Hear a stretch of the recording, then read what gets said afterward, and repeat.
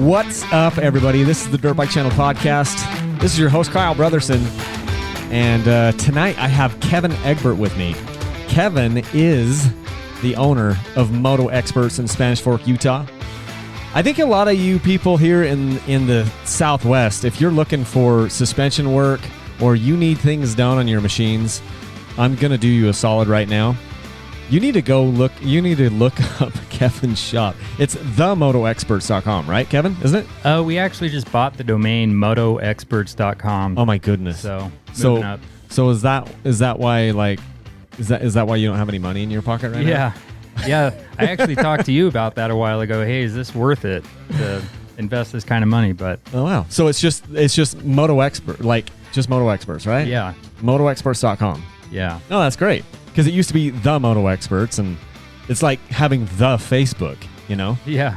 So yeah, we're trying to shorten it, you know. But hey, and Kevin actually, so Kevin is a very humble guy.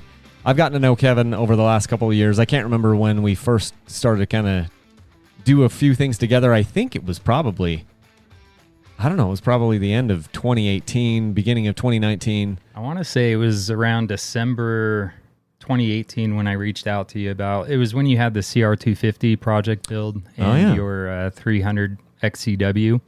Yeah, one of the many. You were complaining about the front end being real mushy and diving in corners. Yeah, and you said, hey, I can fix that. And I'm like, who the heck is this Kevin guy? Yeah. So I do some Facebook stalking. I find out he's the owner of MotoXperts in Spanish Fork, Utah. They are a full-service motorsports shop.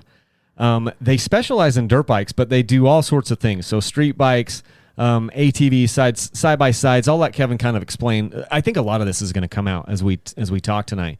But, full-service type shop specializing in dirt bike suspension, dirt bike engines. You sell new bikes. You're a Sherco dealer, right? Yeah. Sell new bikes and used bikes. This is kind of the whole 9 yards. I've kind of watched it grow. Each time I go down to the shop, he's got a new face running around, and he's got more, it's just been kind of fun to watch Kevin build his business a little bit as somebody from the sidelines. He's moved his shop around as far as like he's had to reorganize things. He has his dojo, his suspension dojo. I've slowly moved my workstation further and further away from the front door, creating more roadblocks for people to get to me. Oh, so if you come and visit the shop, you likely won't see me down in front. That'll be Cam or Michael or one of my other guys. I'm usually busy upstairs working on suspension, but I still take calls and I'll come down and talk to customers if he has to. Yeah, I'm on the introvert side of the spectrum, but I still enjoy coming out and meeting and talking to customers and friends and answering questions with suspension or whatever it might be. This is what I think is so funny is I believe that you're an introvert and I'm an introvert, and it's like, how did we end up in these positions? Because we created these businesses where face-to-face contact with people is relatively, well, in your business is probably even more important than mine. Mm-hmm. But here we are, I'm in this my basement office here in my house in like a 9x7 room. It feels like it's probably more like 10 by 8. Yeah. 10 by 8 room as I spread my wings out here. But I don't see anybody, and I'm pretty antisocial, and so I give Kevin a hard time about that. But I think it's been good to, because your suspension little area workstation used to be kind of like right at the front of the shop, not like through the front like retail sales door, but yeah, it was by the big roll up door. And you were probably getting distracted a lot, like a lot of people just stopping and starting. Like, why did you decide to move upstairs away from everybody? Really? That was part of it. When I'm in the middle of laying out a setting or doing a set of suspension, the worst thing for me is to be distracted and have to walk away and then pick back up where I left off and hope that I didn't, leave something out or miss something. But the big part was just to open up the space downstairs for We have 4 other technicians in opening up, creating some more bays for them. And we had this unused kind of a dirty closet of a space upstairs. So we decided to utilize that. We built it out, put some walls in and some air conditioning, which is struggling to keep up at this point. But that was the main reason. And then after the fact, I realized, well, how much of this has to do with me being an introvert and wanting to distance myself? And I don't think that was the main motivator, but it was kind of a convenient mistake, or a convenient, Yeah. Well, the other thing too is it serves another purpose, because it kind of distances you from, I shouldn't say distance, but it changes the perspective between you and your employees. It's like, oh, Kevin is here. We got to make sure that we're working hard because he's right over here. And it's kind of like, is Kevin here? Or is he not here? I don't know. Is he in the dojo? Is he at lunch? And I don't know. I just think from a long-term perspective, see, one of the problems that we have as small business people, and you're a lot bigger business than I am, is you end up working so much, and it's hard to shut off, and you feel like you always have to be there. You always have to set the example, and you have to be the first one in and the last one out, and in order for your company to grow. And I think, just me from an outsider perspective, I look at just the small moves that you've made inside of your business, and it's like it's just kind of one layer back where you're like, hey, I am not going to be the face of this service department. I'm going to be up here in my thing, and I'm going to be doing the most important thing I need to be doing right now. But, I'm not like setting the pace for if I'm here, if I'm not here. And I don't know. I think long term, It's a great move from multiple perspectives. And it's just been fun to kind of watch you grow and evolve with that. Yeah. I kind of use the term like I kind of Forrest Gump my way into things just by luck. Things work out. So me moving upstairs, the reason I did that was, like I said, just to utilize that space and to have more area to lay out my suspension equipment and parts and whatnot. But the benefit, one of the big benefits, is it was like taking the training wheels off for the rest of my employees. Yes. And allowing them to have that space and not feel like I'm down there breathing over their shoulder, criticizing the work that they're doing, or and then when I'm not there, it's not as big of a deal to them. They're able to continue working, and it's not as noticeable when I'm not there. You just articulated exactly what I was trying to say, so thank you for saving me on that. That was take the training wheels off. Taking the training wheels off, and then just allowing the employees to breathe and to feel and to take more ownership. And that's exactly what I was trying to say. And there has to be a balance. I don't want them to feel that I don't care and I don't want to be around them or converse or work with them during the day. So sometimes I do a lot better about going down during the day and checking in and seeing what's going on. And then other days I kind of go upstairs and I don't come back down until I head home. But there has to be a balance. Do you just like pee in a bottle up there if you're gonna stay up all day, or like what's your secret? Because I went up there, there's no bathroom. No. I definitely have to come down. Usually I'll come down and get lunch and use the restroom and catch up with people. Oh, my wife would smack me right now because she's like, you're always so literal. He didn't mean that he doesn't come down at all. And I'm sitting there, you say that, and I'm just thinking about filling up Gatorade bottles or something. That's what I'm thinking about. Yeah. Well, on hot, when it's been really hot like this and you're sweating and stuff, maybe we don't have to go downstairs so often to go pee. That's true.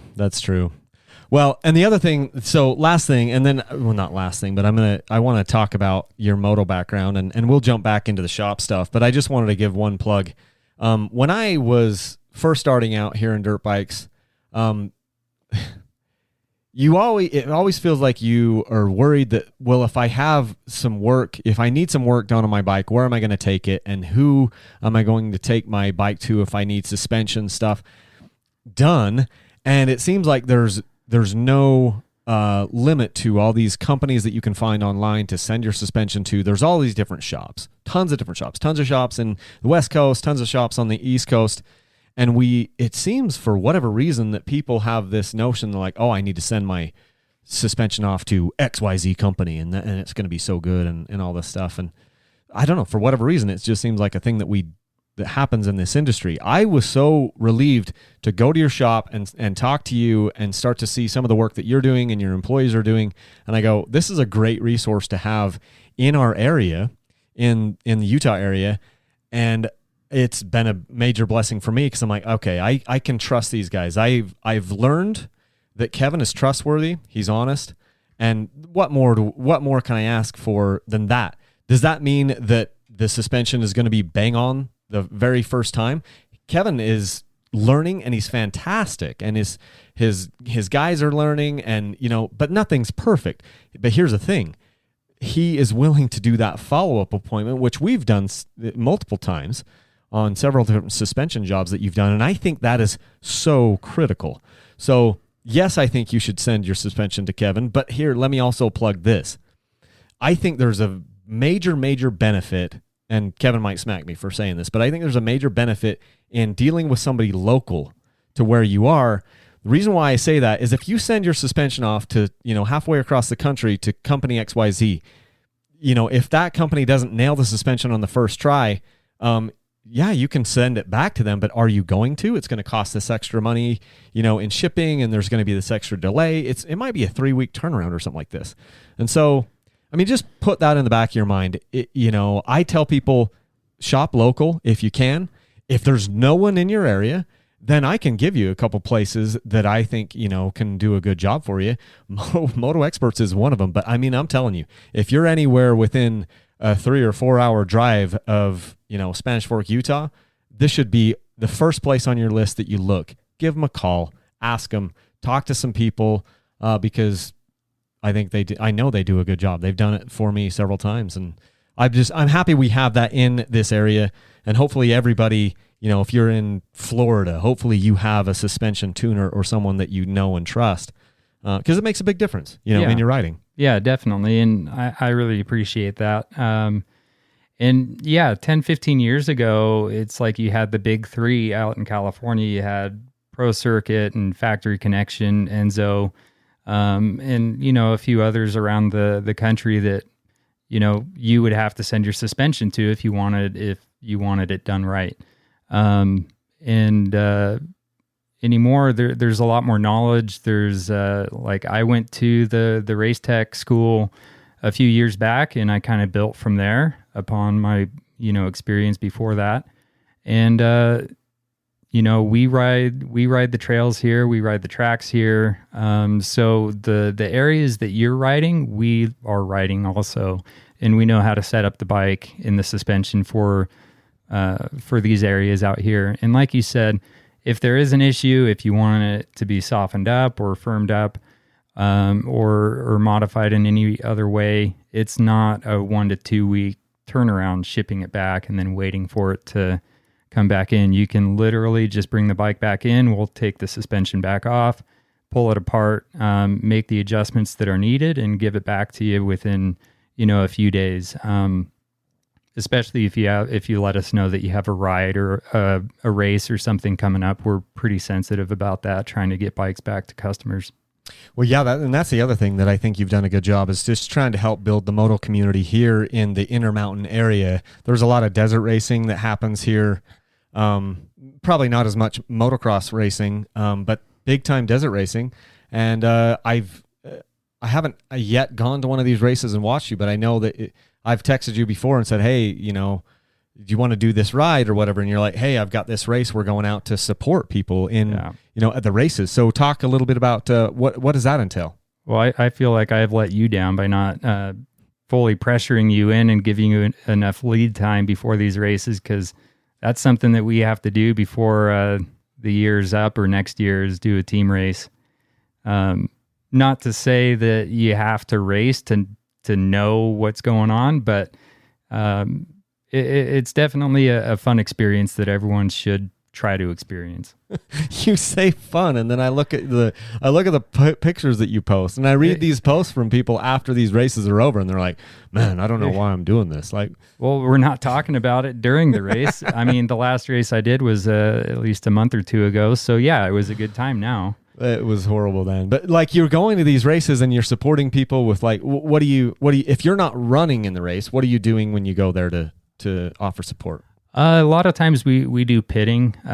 So we'll pit for, either Josh or Taryn or, some of the local pros that we help out, or even we do a lot of rider support, for other riders everywhere from Pee-wee up to, the pro class. We, try to recognize our customers out at the races and reach out and see, if I've done their suspension, asking and seeing if they're happy, if there's any adjustments that we can help them with. And then I have 3 boys, 2 of which are racing, so that's a big part of it. Yeah. So tell me how you got started in motorsports. Like, are you a convert to it? I certainly am. Like, let's hear a little bit of the background. Did you start out riding moto? How old were you? What does that look like? I wasn't going to share this because it's embarrassing, but I started on a 4-wheeler. Oh, I've done that. When I was 6. We rode 4-wheelers for a couple of years, and then we moved. And then when I was, I want to say about 10, my dad came home with a trailer and 1988 XR200 and an 88 XR100. So the orange tank, blue seat. So the XR100 was the first dirt bike I had. That's not a bad bike though. No, it was awesome. Took it out, learned the clutch, ran into my brother a few times the first day, and it just kind of grew from there. I want to say it was like every weekend after that we would go out and ride. My dad had a 88 KTM 250. 2-stroke. He had to kickstart it on the left side. I didn't even know KTM was around in 88. They barely were.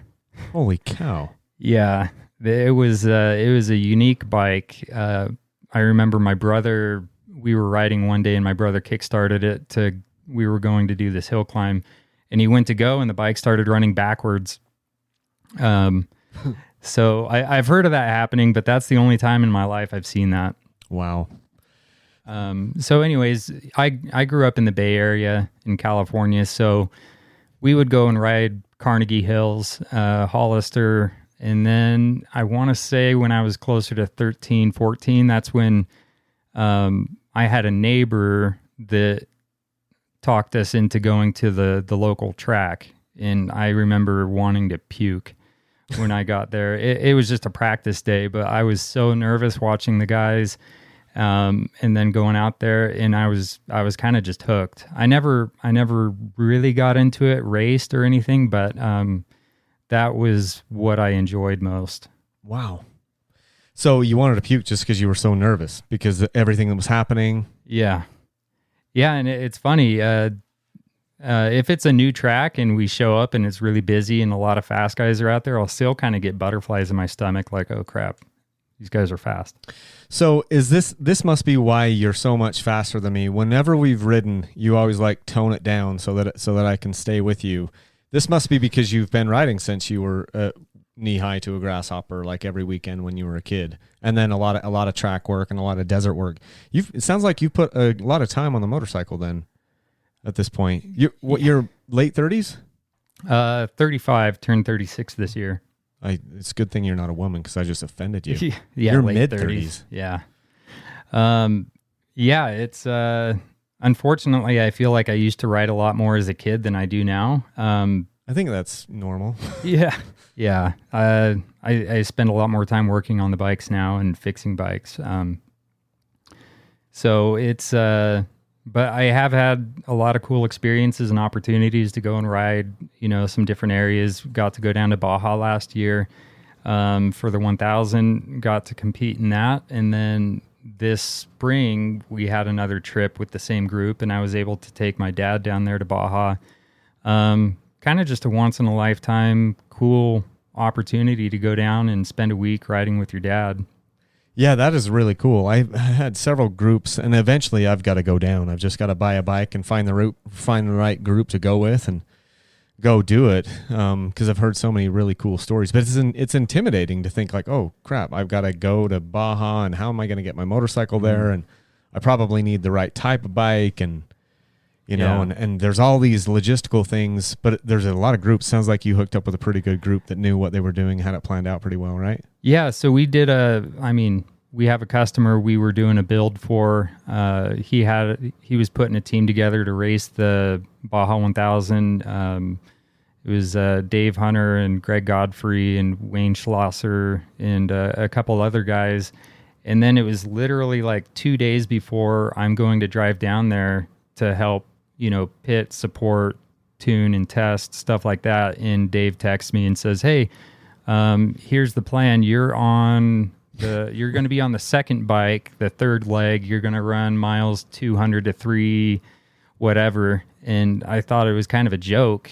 Yeah. And I didn't sleep hardly at all that night, just thinking about just how sketchy Baja would be, and the guys who have died down there, and just it's not something that I wanted to take lightly. But I mean, once we got down there and got riding and pre-running, it was just out of this world. It was, it's like, I don't know if you've ever been to like Monterey Bay in California, but it's like riding the coastline without having people yell at you or get pulled over. But, everybody's so inviting down there, and, great food, and just the nicest people you can imagine. That's awesome. You'll have to take me next time. You jerk. Well, I think we're going back down for the this year's 1000. I think it's the 54th, and it's a point to point. So from Ensenada down to La Paz, down on the. Do they change it? It changes like from year to year? Yeah, it changes every year. Sometimes it's kind of a loop. So they'll start in Ensenada, loop down, and then come back up the San Felipe side. And then other times they'll do point to point. Huh. I don't even know the geography. I'd have to pull it up. Yeah. It's a bucket list thing. So I should put that on my bucket list to go do Baja. Or just do Baja, or is it doing the race? Which is the thing that I need to put on the bucket list? It's kind of two completely different things. Going down for a trip, like Moto Mochila or UTMA, or taco tours. Mike Spurgeon. Mike. Yeah, Mike. If Mike was here, he'd hit me in the head, because he's like, Kyle, how many times have I invited you? And I'd be, Mike, sorry, buddy. You probably don't listen to this podcast, but if you ever hear it, sorry, Mike. I'm going to come. I got to put Mike high on my list. Yeah. Mike has it all figured out. I'm going to have to go with him maybe the first time. So, yeah, and as far as going down and having an enjoyable experience and just enjoying the scenery and getting to know the area, I would say like a springtime tour would be, the way to go. Unfortunately, you don't come back from that with a finisher medal or like a trophy from competing in the Baja 1000. And that's, unfortunately, I still don't have a finisher medal. I completed my section, and unfortunately later on, one of the riders had a bad crash on the San Felipe side, and the bike was done. But the 50 and up group, Godfrey and Dave Hunter and them, they did finish. So that was cool. And they gave me one of their medals. So we hung that up at the shop. Oh, that's good. So, that's very good. Yeah. I'm glad that you're hanging it like your happiness on whether you got the medal. Yeah, we built the bike that finished. So I guess there's something to be said for that. There is certainly something. And you guys took down an Austrian bike and a French bike, and which it was the Austrian bike that made it, right? Well, so both of the race bikes, I competed in the Pro Moto limited class on the 350 XCFW, and that's not my bike of choice because of the PDS and the just the geometry on that bike. I pre-ran the whole week on my Sherco 450, which really kind of spoiled me. I was just in heaven on that bike, and then getting on the 350 was fine. So yeah, and then Dave's bike, the bike that finished was the KTM 500. But this year we're hopefully doing two different teams, kind of a Pro Moto 50 again, and then another Pro Moto limited, both on Shercos. So Sherco 500 for the Pro Moto 50, and then Sherco 300 4-stroke for the Pro Moto Limited.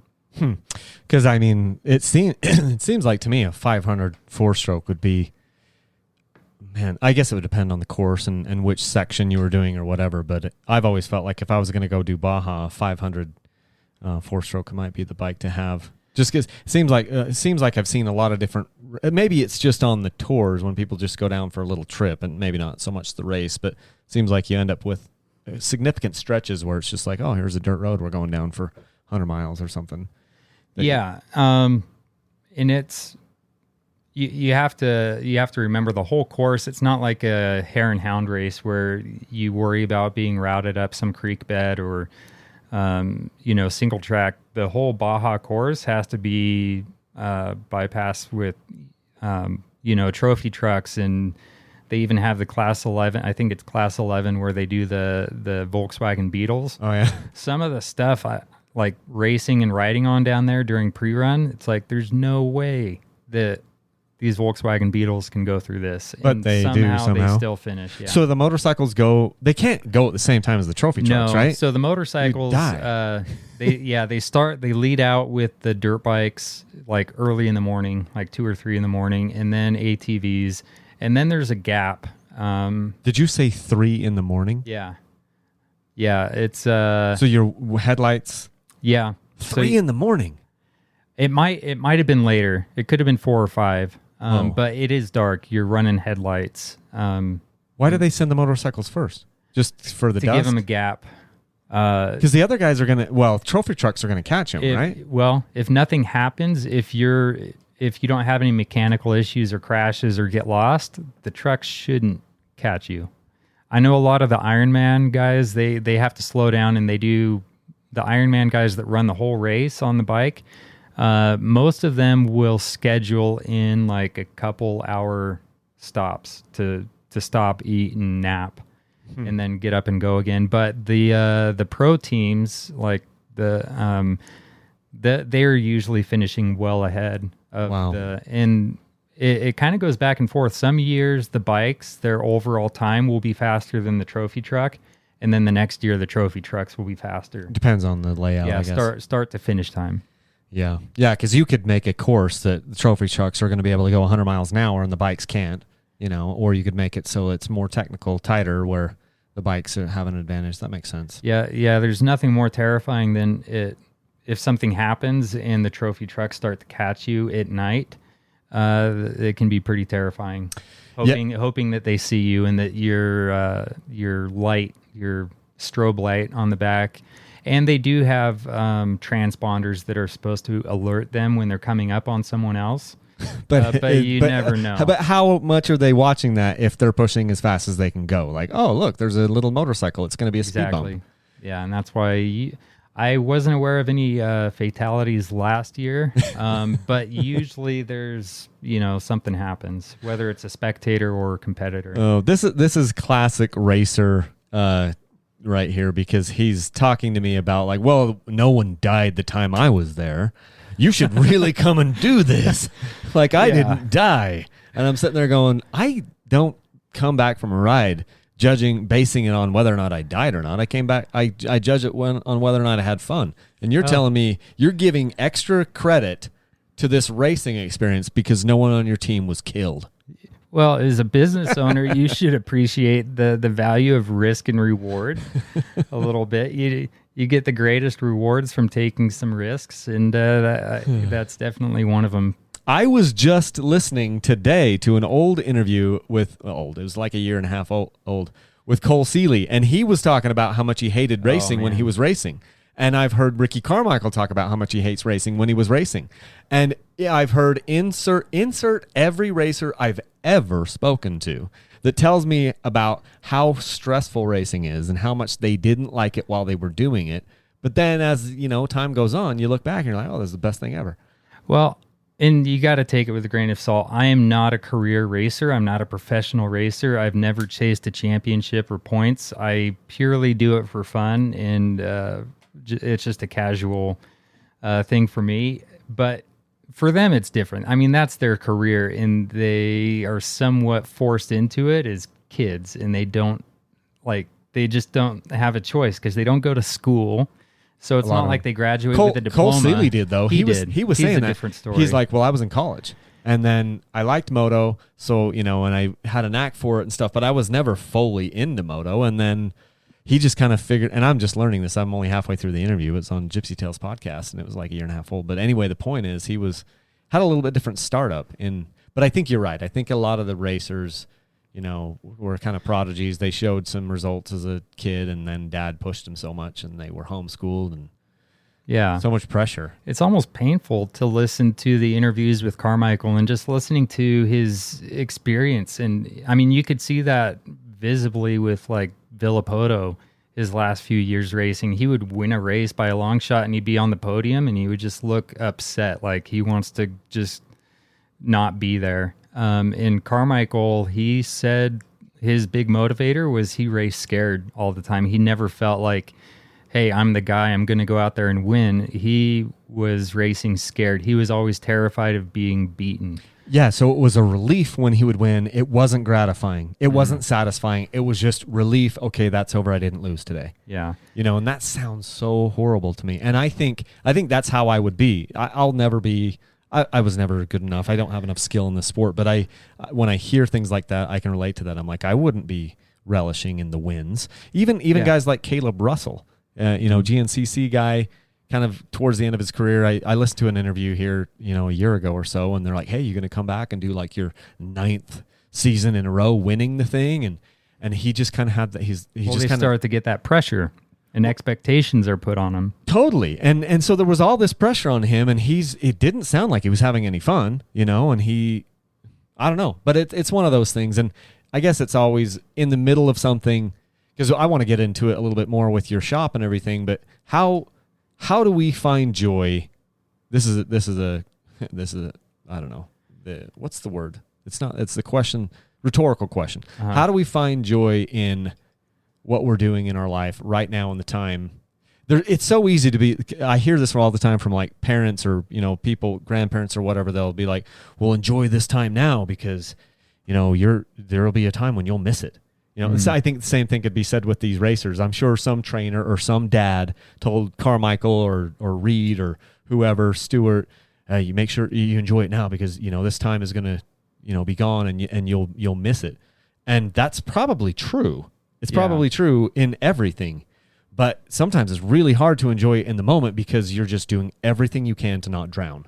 Like that's how I feel as a parent, as like this small little business owner. People are like, oh, you must have the best job ever, and I get people saying must be nice. Must be nice. And I feel like I'm in the pool. I'm like my feet. It's almost like my feet are tied together in a swimming pool. So I can't tread water with those feet. So all I have is my arms to try to keep my head above water. And then like every day, somebody just walks over to the pool and hands something to me and says, hey, hold on to that for a second. And so now I'm holding on all this stuff, trying to still tread water. And it feels like every day or every year, I keep adding more and more weight, and I'm just barely keeping my head above water. And even though I understand that I probably should be enjoying this part of my life more, I'm like, all I'm trying to do is not drown. Right. Does that resonate with you at all? I know we went straight from racing into like life and business and whatever and families, but does that resonate with you at all? Yeah, 100%. And it's kind of a big reason why I've slowly migrated at the shop from where I was maybe doing suspension 50% of the time, and then the other part of the time, working on, doing engines or chassis or wheels or whatever it might be. And I decided, I really enjoy focusing on one thing. I enjoy the suspension. I enjoy learning more about that. And because I enjoyed it, I decided, you know what, I'm my own boss. That's what I want to dedicate myself to.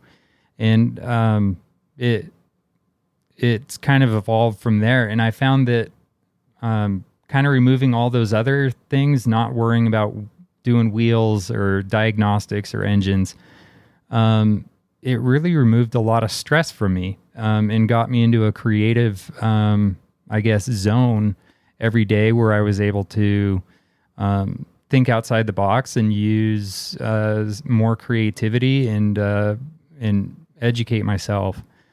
But 100%, I've had the same experience where people come by the shop and they say, "Oh wow, this place has grown so much since the last time I've been here, and you guys are doing so awesome." And in the back of my head, I tell myself those are just flat out lies. Like that's not true. Like we're doing okay. We're growing and we're getting more business, but it's not all blue skies and rainbows as a business owner ever. People outside of the business don't see everything else that's going on. They don't see employee turnover. They don't see, comebacks with, if we have an engine issue on an engine that we rebuilt, or, business related things. And then aside from that, we have families, we have kids, we have a wife, and a lot of responsibilities there. So you find that we're spread so thin, and there's not much left on the bone at the end of the day sometimes. Yeah, and then you have this friend who invites you to come over and come to your house at 7:30 at night and then record a podcast for who knows how long. And meanwhile, you haven't seen your family since yesterday. Hey, I thought I just came up here to buy a bike. Apparently, sometimes my house feels more like a dealership than anything. Yeah. I've got several bikes you could buy from me. We'll have to talk about which other ones you should buy from me now. Well, Kurt Caselli says do something every day that scares you. So how did that work out for Kurt though? Well, all respect to Kurt, but I think the message behind that was to push yourself and to take yourself outside of the comfort zone. And like that book I shared with you earlier in the year with the War of Art. It's around here somewhere. That's one that I think comes to mind every day. Just the resistance that we're fighting. And but that's a big one for me is the communication and meeting with my team, with my employees every day. That's not something I look forward to. I usually want to get into the shop, put my head down, get to work, start, laying out settings and doing some suspension work. But I found that by pushing myself to do those things that I resist, it tends to add a lot more value to not just the business, but to myself, and pushing myself to, learn to, accept those difficult things in life. Yeah, the book that Kevin shared with me is The War of Art. It's sitting here in this office. I actually listened to it, and then I bought the book on Amazon thinking I was going to go through and underline it, and it just sat on my desk forever. And I think I probably cleared it off my desk today to pretend to Kevin that I'm not like a hoarder, or like I know how to keep myself organized. And now I'm looking for it and I can't find it. It's been a minute since I listened to it. Who was the author again? Stephen Pressfield. Yeah, that's right. He was like a screenwriter. Writer, right? Yeah, writer, author. But one of the, and I'll butcher the quote, but it's something to the effect of the more critical the more critical something is to our personal growth, and the more resistance we're going to face in pursuing it. So whether that's, working out every day, or working on your communication skills with your employees or with your family members, or educating yourself, going to school. If you use your resistance as a compass on a daily basis, that tends to bring you to a higher level. Head into the resistance. Mm-hmm. It's fantastic. I'm going to listen to it again. I listened to it on Audible. That's good. So Kevin and I have a book club. You should continue to suggest books. I have other books I have David Goggins in my reading list. I did that one. He's a hard one to listen to. I get it, but But you also like, I need a little bit of balance in my life. It's pretty exaggerated. I mean, I get it. And he's the extreme version. He is an extreme version. I kind of have to take a break from. I'll listen to like a self-help book like every now and then, but I have to take breaks and I'll listen to podcasts or I've been on kind of a Stephen King kick, dude. So I'm just looking through. This is kind of embarrassing because my Audible list here. There's some self-help books in here. There's some wellness books, but I've got, what I was going to say is it's embarrassing because there's a lot of fiction in here because at times I'm like, I just need to shut off. And so I've listened to fiction, but I have 2 Stephen King books in here. Oh, which ones? So I've got Pet Sematary, which is really dark. Yeah, Peter C. Hall narrates that one, the Dexter guy. Is that who this from is? Dexter, yeah. And then there's the other one that I did was 11/22/63. I haven't listened to that one yet, but my brother Grant keeps telling me I need to listen to it. It's long. It's like 33 hours. I've been listening to, it's kind of a trilogy. It was Mr. Mercedes, and then Finders Keepers, and End of Watch. Do you listen to these while you're up in the dojo? Is that where you're getting all this done? Yeah. My so Michelle, she's the office assistant downstairs. She knows if I'm listening to Rogan, if I have like an AirPod in, because the conversation will be fine, and then he'll go off on a tangent and just a lot of potty obscenities. Mouth. Yeah, just bad language. Yeah, but, I really appreciate the podcast that I can listen to with my family around. But Rogan is one that I have to put an AirPod in. There's so much good information in there. Yeah, and it's funny too with Joe Rogan because it depends on who he's talking to. If he because sometimes he kind of is really clean with his language, but if the other guy he's with slips one out at all, then Rogan just goes off, and it's just like, no. But that's cool. I didn't know we were Stephen King fans. Yeah, I guess those are the only 2 books that I've got of Stephen. But yeah, I guess back to the more of the business end of things. 2-3 years ago, I started to kind of hit a wall with stress and just trying to figure out how to manage the stress, because I'd get home at the end of the day, and the last thing I wanted to do was talk to Christina about everything that was going on and, stressing me out or upsetting me during the day. So I would kind of keep it in and it would never come out. So, based on recommendations from multiple people, I decided, hey, let me give this a shot and, try going to therapy. And it was super helpful. And I mean, I haven't been for a while, but one of the books that she recommended was Quiet. And I don't know that's kind of when I learned, hey, I guess I'm an introvert, because everything that they're talking about is exactly how I feel in these social gatherings, not wanting to small talk. But yeah, that was really helpful for me just to learn how to manage stress and how.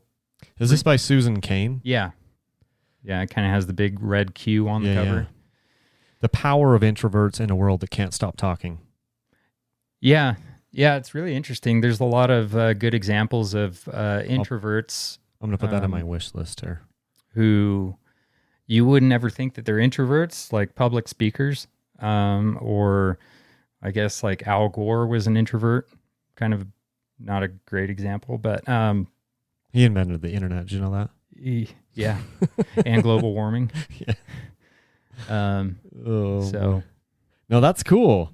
It's funny that you say this because I also have seen a therapist in the last couple of years, 2-3 years, and I'm also in the same boat as you. It's been a while. Like the COVID kind of broke that little stretch that I was having, but that's been immensely helpful for me. And I feel like it's. I remember years ago I was at a different job, and there was this woman that I was working with, and she mentioned that she was seeing a therapist.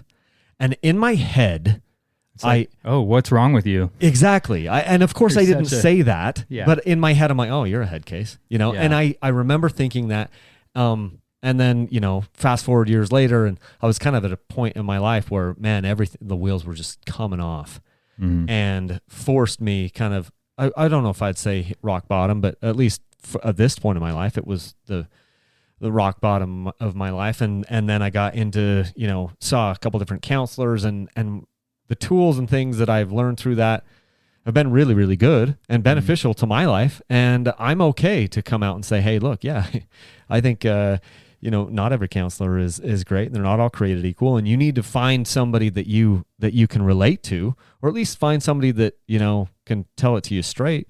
It's been hugely beneficial for me and my wife and our family. And, so I appreciate you being vulnerable enough to share that. And I feel I've kind of done a twist in my life where I'm like, this is strength, because to me, the 10-year ago Kyle Brotherson would have said, well, that's weakness. And I'm just like, now I feel like when a man is strong enough to show his weakness, that's like the true strength. Mm-hmm.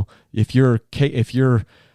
you're confident enough in yourself to be like, hey, look, this is something I've been working with and I'm dealing with.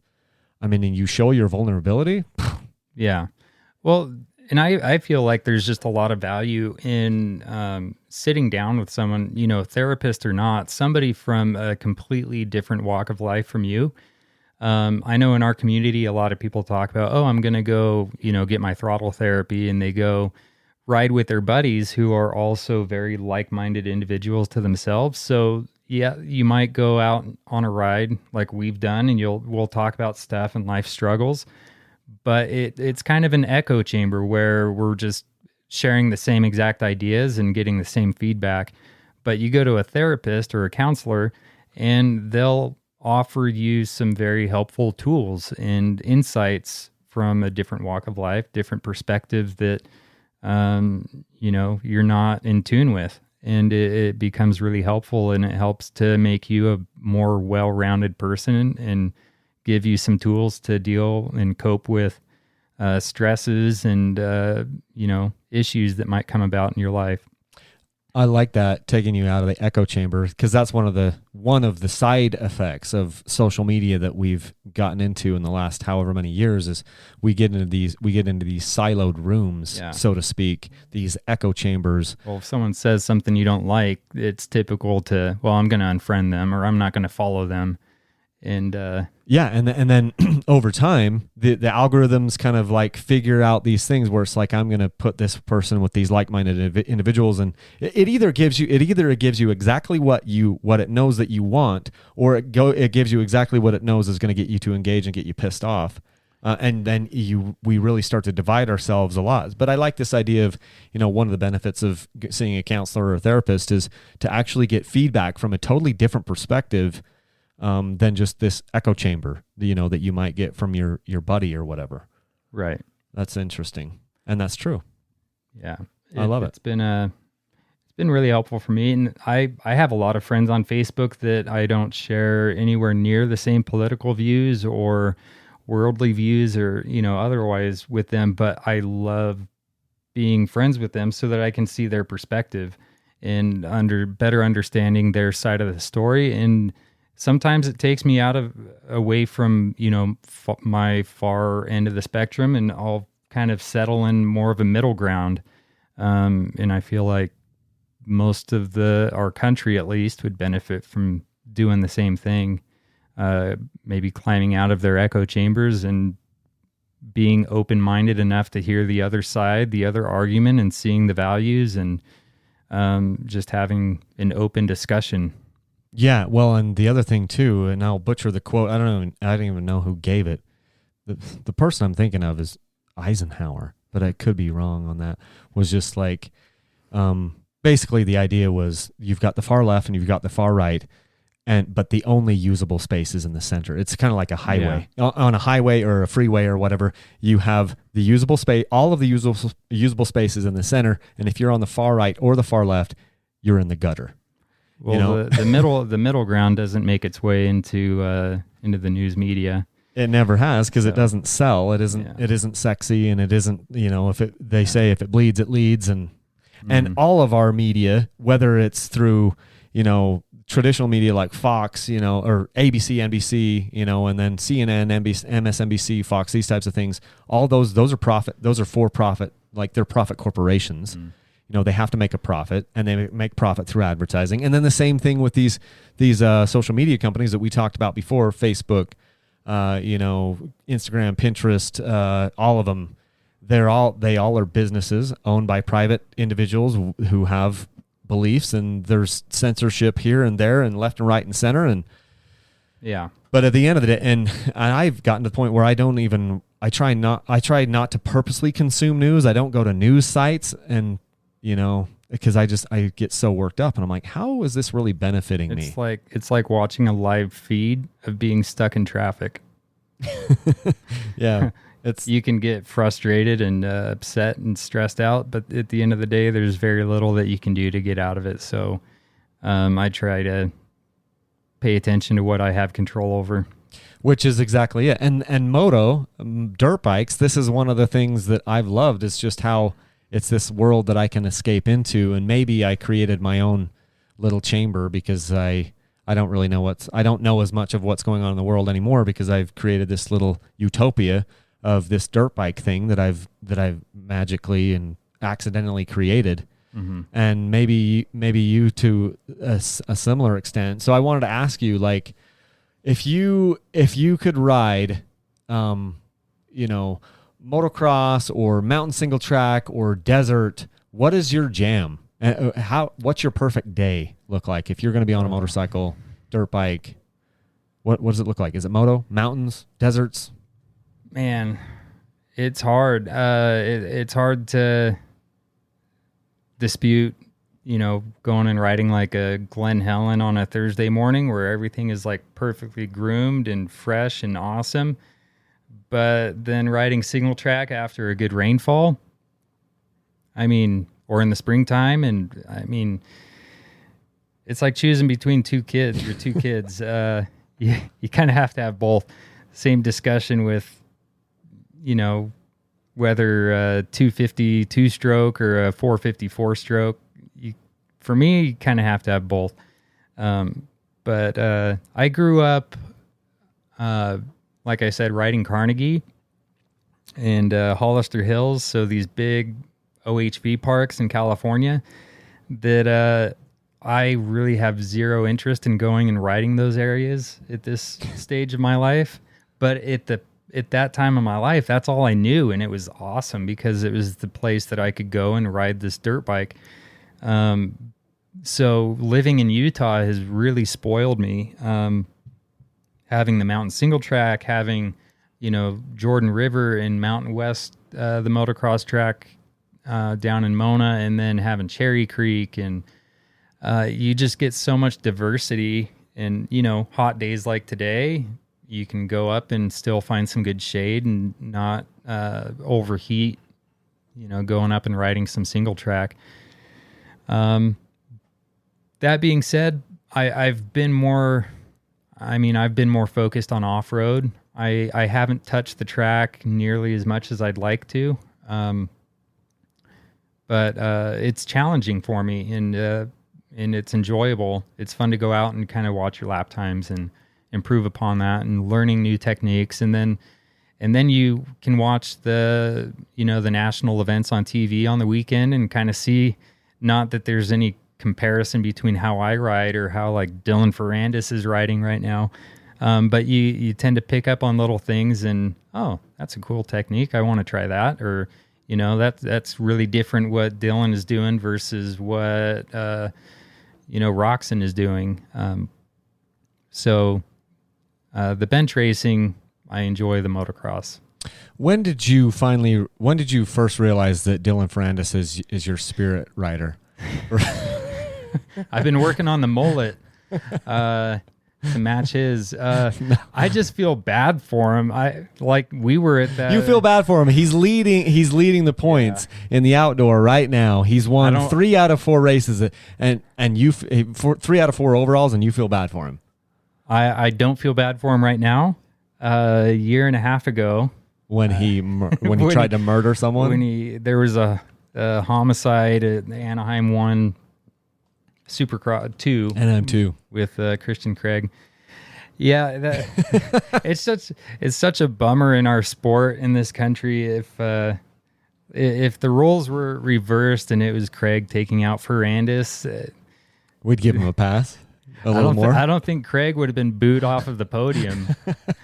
I mean, we have movies like Talladega Nights to blame for that, and but it's funny, we have foreigner I don't think that there's any more loved rider at the moment than like Jet Lawrence.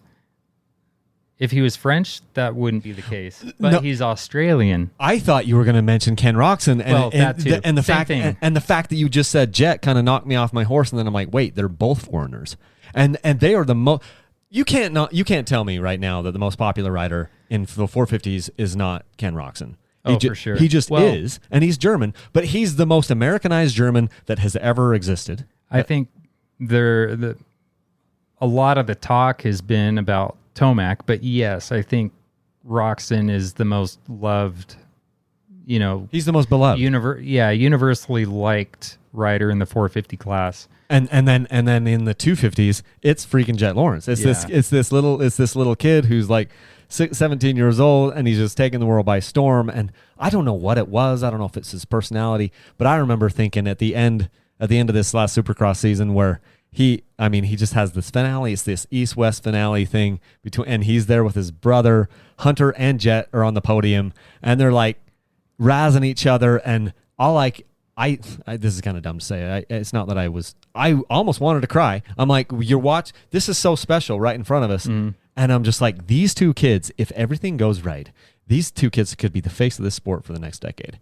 And it would be awesome for the sport too, because our sport has struggled with growth because there's just not enough personality in the sport for people to get behind. It's like NASCAR. People would, leech onto their racer, and they would be racing for, I don't know how long NASCAR racers are in for, but it's a lot longer than motocross guys. I mean, professional motocross racers have a very short shelf life. So by the time they start to get traction and people start liking them, it's like they're on the tail end of their career. So it's and it's kind of a reason why I do like Cooper Webb. I don't like him for his personality, but I like him for the diversity and for the racing that he brings to the sport. I mean, if it wasn't for him, then it would have just been, Ken Roczen pulling away with a championship and not any controversy. But the fact that Cooper Webb on multiple occasions could catch Roczen on the last lap and point the finger at him over the finish line.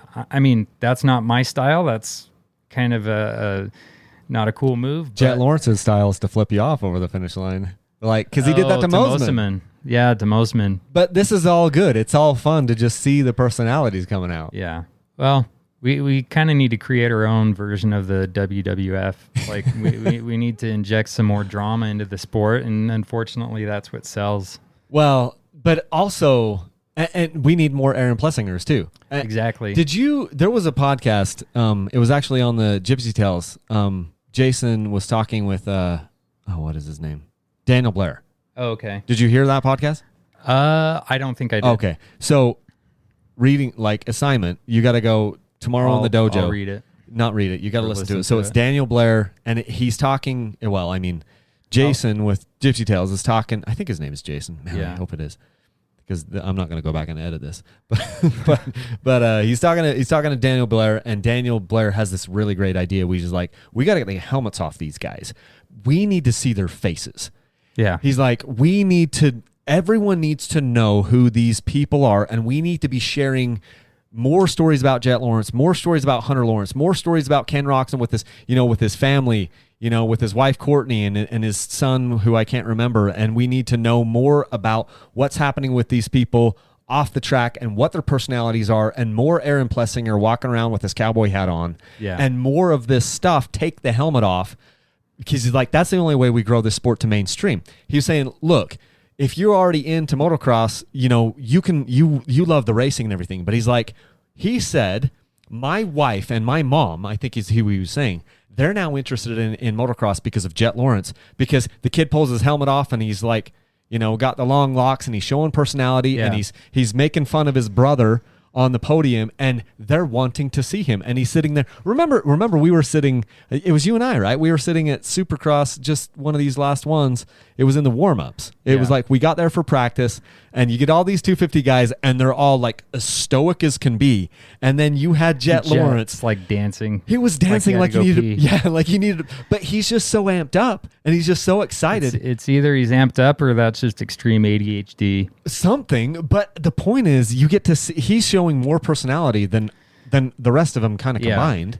Exactly. And this is why he's going to be big. It's why he's being beloved right now. Who knows if he can keep that? But I do feel like motocross right now it's deeper than it's ever been. I think. And I don't know that the class has ever been deeper than it is right now. And it was funny this last weekend. For Redbud, I was really hoping that Plessinger would pull off the overall. He led for a lot of it. I know. And it was funny. My dad, he was saying, wouldn't that be cool if you got the overall at Redbud against the German and the Frenchman? They could make a sports movie after that and call it One on the 4th of July. Yeah. And they say he's like the good old boy. And he's like the Redbud mascot or whatever. They were kind of playing that all up. Yeah, he's definitely a character. I watched the video a few times of him getting the whole shot and just looking back at the competition. Oh, he did? Yeah, and it wasn't like a taunt look back. It was like a look back like, to make holy sure. Crap, guys, I got the whole shot. You know, like he's excited about it. Yeah, like he's just stoked to be out in front. And I don't think that there's a guy on the line that he races with that, can't like him. Yeah. Who's all the names are eluding me. The announcer is Jason Wygant. Jason, why can't I think of it? Wygant. I should have that in front of me. I remember it was either Wygant or Langston on the broadcast. I watched it the next day, and here you have Plessinger. He goes out and gets the whole shot, and they're like, "Is he going to bust out Larocco's leap on lap 1?" And like, sure enough, the kid pulls it. He like just rips it. He rips it, and then Kevin Roxon rips it right behind him. Yeah, and then maybe Tomac. And it was like, but did you see the one Roxon? I was afraid his arms were going to fall off. He hit the when uphill he cased on that. Like, what was towards the end or middle of Moto 2 or something? Yeah. I can't remember if it was Moto 1 or Moto 2. But can you describe Larocco's leap to the listeners here? So a lot of my listeners don't know motocross. So Larocco's leap is this super iconic jump at Redbud, named after Mike Larocco. He was the first one that jumped it.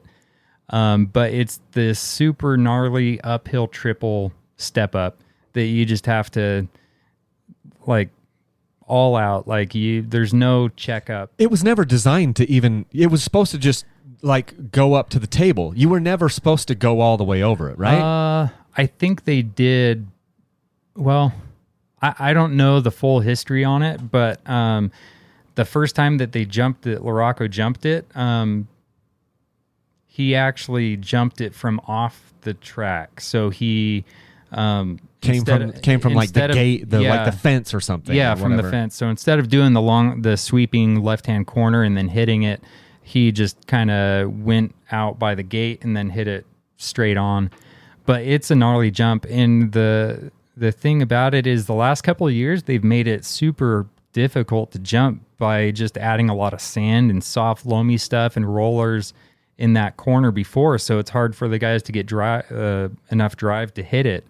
And usually you have about 3/4 of the 450 guys, and then at the top, like 5 or so 250 guys that will hit it. This year, the 250 guys no one hit it, did they? I think in practice there was a couple, but during the race, I don't recall anyone that was hitting it. But anyway, I know all the factory teams at Redbud, they bring spare wheels, down to the pits just in case they come up short and they blow out wheels and they have to swap them out. But watching Roxon during that moto come up short, like it wasn't just a little bit short where he landed on the knuckle on the top. He landed on the uphill. Face. He landed on the face, like the front of that landing, and it, like bounced and then landed down on the bottom. And the whole time I'm like, he just like broke both of his wrists. There's like no way that, and I think it was Ferrandis or something. Was right behind him. Yeah. I'm like, well, he's going to blow right by him, because that would shake me up. That would shake anybody up to case something that hard and then have to regain your composure. And he somehow was able to just turn that off, hammer down, and he rode pissed. He didn't lose any time after that. It was super impressive. And that's been super impressive to me all year watching Roczen. I know that it's kind of become a Ferrandis show, but Roczen didn't come into the outdoors with a ton of confidence. It's like, I don't know, we'll see where it's at. I didn't race last year. They didn't do a ton of testing because he was chasing the 250 or the Supercross championship, and he just came out and was super solid. And fitness hasn't seemed to be an issue for him. I mean, super strong start to finish, but Ferrandis is just on another level. Yeah, and for those of you that don't know, this is Ferrandis's 450 rookie career. So he raced in the he raced 450s in Supercross, but this is his rookie year for 450. He's not a young pup though. He's 27. He raced MXGPs over in Europe for several years in 450s, and then he went back to the 250s here in the US. He got spanked for a few years by Hurlings, and then he came over. It's kind of scary to me because it seems like the stuff that they're racing in Europe is just rougher, nastier than what we're riding here. And it seems like if you grew up riding that stuff, you should be able to come over here and walk through the field in the outdoor stuff. Yeah, and that's a big reason why I think America's going to face a challenge in doing well at the Nations again. It's a different animal. I mean, over in Europe, all the guys that we compete with, Motocross the Nations, they ride moto all year long. There's no Supercross, so that's their number one focus. It would be like me trying to become the very best at suspension when I'm doing suspension and engines like half and half. Yeah, like you can't compete with both disciplines. Well, isn't it also too that they just ride no matter what? It seems like here in the US, if it rains or it's muddy, they don't ride. Whereas, and am I right on that? Whereas if you're in Europe or whatever, you're riding today. It doesn't matter what the weather is. Where it's a little less of that here. Am I right on that? Yeah, and the tracks are so much different out there. They don't have the same. I mean, they have a lot of the same equipment, but they just don't. Like, they'll run for weeks without grooming the tracks. They'll just get super gnarly deep ruts. They have gnarly sand tracks, and then their tracks are way out in the middle of nowhere. So it's just a completely different world for them. They're just hardened. Yeah. They're hardened. Yeah, and guys out here, they like showing up to the track, in the morning and enjoying the chocolate cake, groomed sweepers, and burning in their own lines and ruts. And then by the afternoon, when everyone starts burning in the track and cutting in lines and you start to get chop, it's like, oh, okay, track's broken down, time to go home. And it was funny listening to David Villeman. He's Ferrandis' trainer, and Villeman was Supercross, motocross. He was on Team Yamaha here that like 10, 15 years ago. But anyways, he trains Ferrandis, and he was saying that Ferrandis wanted to show up to train at Glen Helen like Thursday morning, and Villeman's like, no, we show up in the afternoon. That's when we start training. And if you've ever ridden Glen Helen, those long hills, they develop the gnarliest, they're like breaking jumps, like coming down Mount St. Helen. And but that's what they do to become the best. They train, and all they do is ride the gnarly and the nasty stuff. That's awesome. No, I love that. I was that thing specifically with Roczen this last week. I thought for sure that like, okay, he's done. He's just going to fall back, and he's going to fall into like 25th. He hangs on, and the fact that he didn't, and you're right, he's not. He came in with his confidence. He didn't seem like his confidence was that high. He didn't race outdoors last year, and he had just, I don't want to say gotten spanked, but he kind of like had Cooper Webb kind of steal the thunder from him down the stretch in Supercross. And he probably had a million questions. And then the thing that I can't figure out about Roczen is he appears to be like a sprinter in Supercross, even though Supercross is more of a sprint anyway. And then you go out to the outdoors, and it's 2 30-minute motos, which doesn't sound like a sprint to me. It sounds like more of an endurance thing. And yet here he is. He's won, 3 outdoor titles at this? I mean, in his career, hasn't won one for a little bit. I think he's won one 450 outdoor title when he was on the Suzuki. And then didn't he have a couple? 250s. I thought he had 3 total on the 450s and 1 on the 250, but maybe I could I'm be wrong. wrong. Yeah, I could be wrong there. Because I think he ripped off at least 2, and then Tomac kind of did his run of 3 in a row. And then in 2020, we had Zach Osborne. And now this year, I mean... Who won in 2016 when Tomac wiped himself out? I think that was Roczen. That was Roczen. Or maybe it was Dungey. Dungey might have won that year. Yeah. Might have been Dungey. It seemed like Dungey and Roczen were trading some back then in the outdoors. I know Dungey broke his back at the end of one of the seasons, towards the end of one of the motocross seasons, but... I think that was one that Tomac got. Yeah. But it's been, I haven't gotten as much into the outdoor seasons, and mostly because I'm so busy in the summer. But you suggested that I watch one of those races a couple weeks ago. High Point 450 Moto 2. If you're not familiar with motocross, that's a good one to start with. Because you had Cianciarulo and Ferrandis and Roczen, 3 wide. They were all just going at it. And that was the race where Tomac came out of nowhere. And just decided to be the Tomac of old. Yeah. Because the first 3 motos of the season, he was just sleeping like outside the top 10. And then he came out of nowhere and got first. Sounds like he's done with the Green Machine, right? He's moving over to moving to Yamaha. Star Yamaha team or something like that.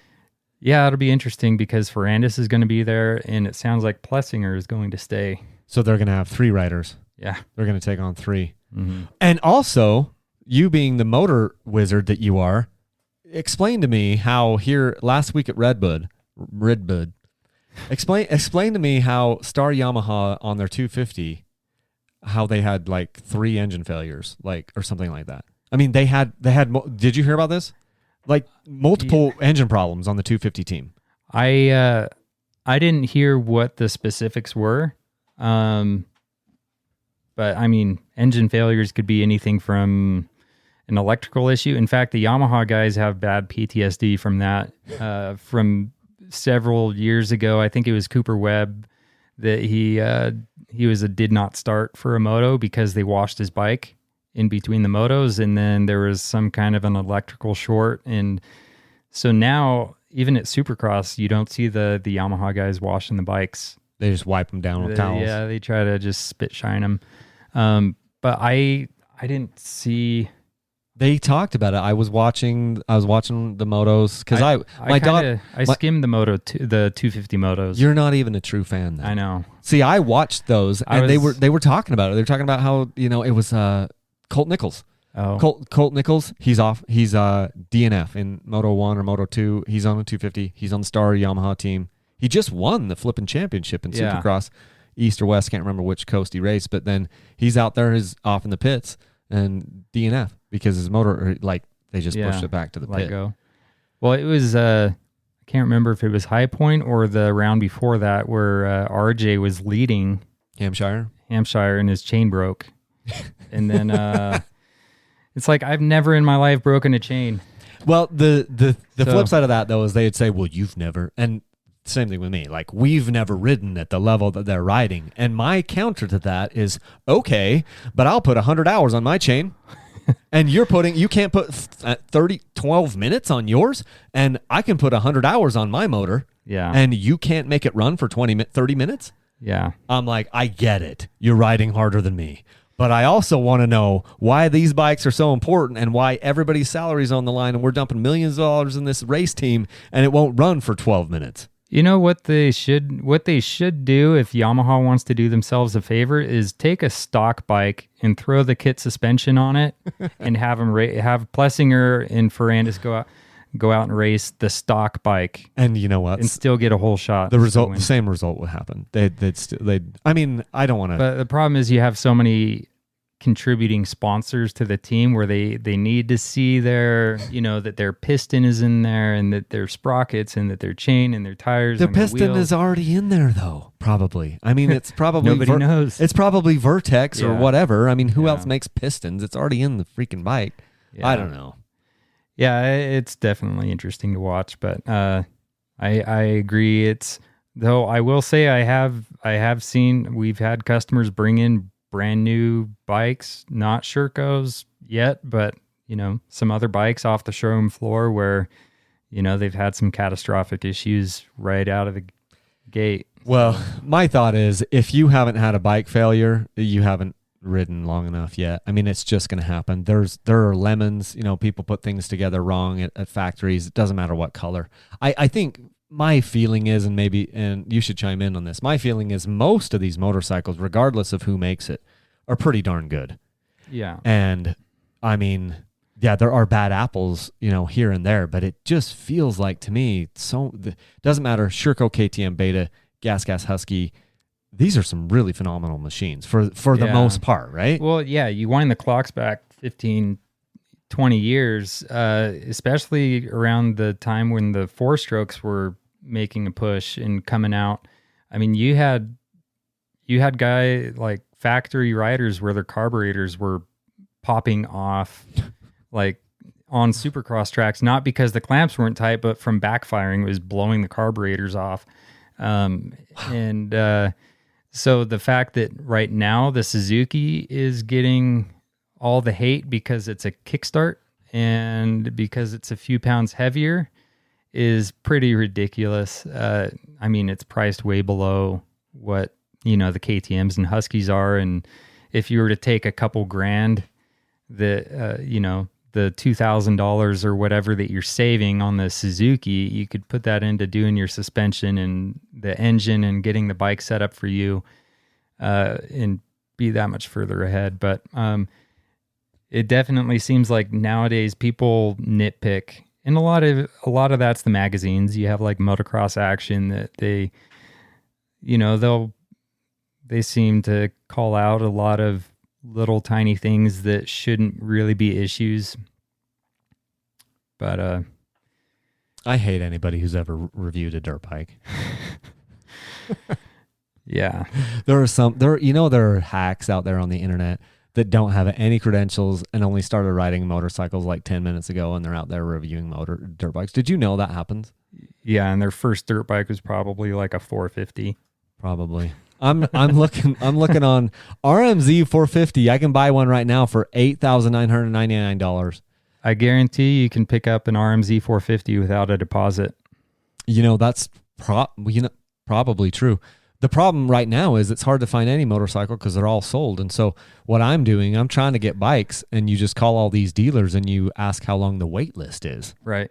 And how long's your deposit list? You got 12 people that have already paid for motorcycles, or what? We have close to like 30 deposits on Shercos right now, just waiting on the 22s to come in.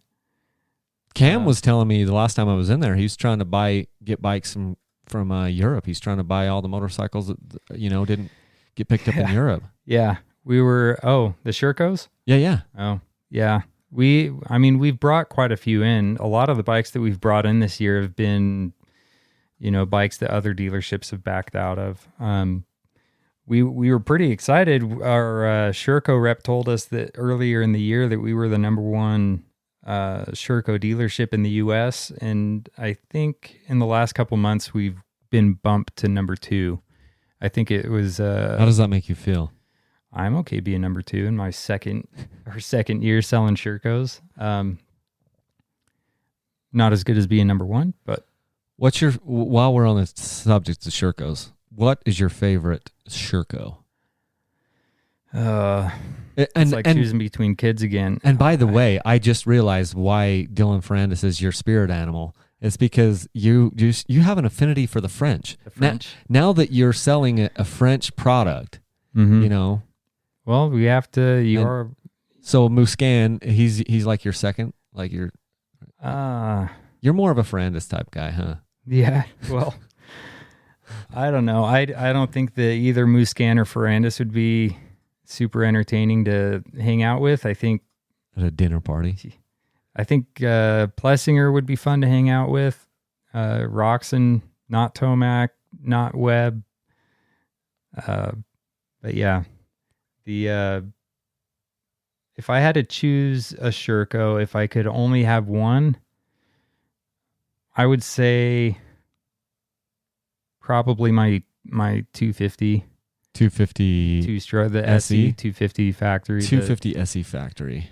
Yeah, and it's just such a good, well-rounded bike for here in Utah. I mean, it's got the 6-speed transmission, so you can go out and, you're not going to be limited on your top speed necessarily, but it's still very playful.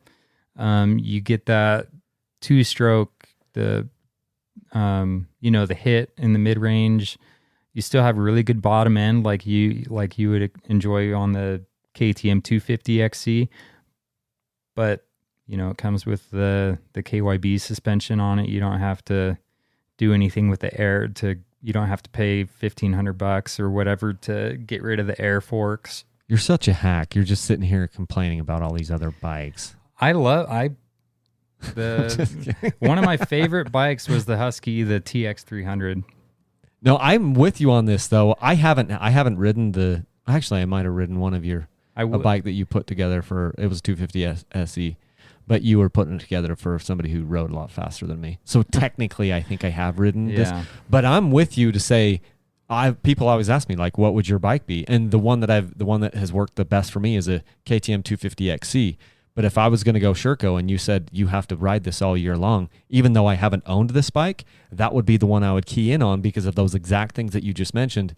I just love the 250. The 252 stroke to me is the perfect all-arounder for what we have here in Utah. You can do desert, you can do mountain, you could moto this bike. Yeah. We got to talk moto in a minute. Yeah. But. I that's the bike that I do moto. The only discipline that I wouldn't really care to have that bike in, it would be Baja, and just because of the fuel situation, having to carry your premix and having to deal with that, because they're not TPI, they're not oil injected. It's total premix, which for some guys it's a huge thing. I prefer. I mean, it's hard for me to say because we see all the blown up TPI bikes. We rebuild a lot of the TPI bikes, and 90% of the time at least it's because of the oil pump failure. That doesn't mean that it's a common occurrence, or like it's a pandemic with the Austrian TPI bikes. But the biggest thing we've noticed is if they're running an off-brand or a different injector oil or a oil that's not made for injection, then you tend to clog up the lines and foul out the pump.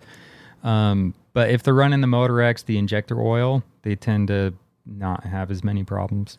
Yeah, I haven't had any problems with mine. I've had like 14, 15 of them. And I've got, between me and my riding buddies, we've got over 2,000 hours on these bikes and haven't skipped a beat.